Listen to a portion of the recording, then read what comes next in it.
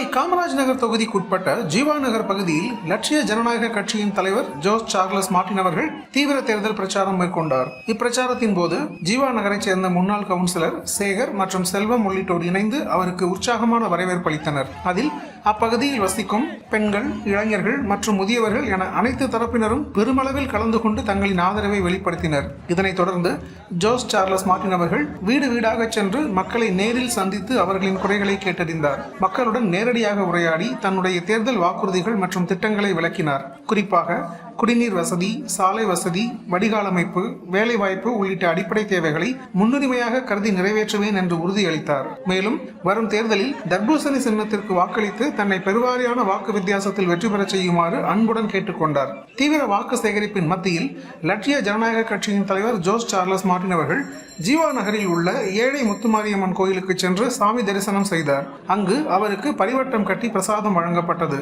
இந்த பிரச்சார நிகழ்வு ஜீவா நகர் பகுதியில் லட்சிய ஜனநாயக கட்சிக்கு மக்கள் மத்தியில் நல்ல வரவேற்பு இருப்பதை வெளிப்படுத்தியது.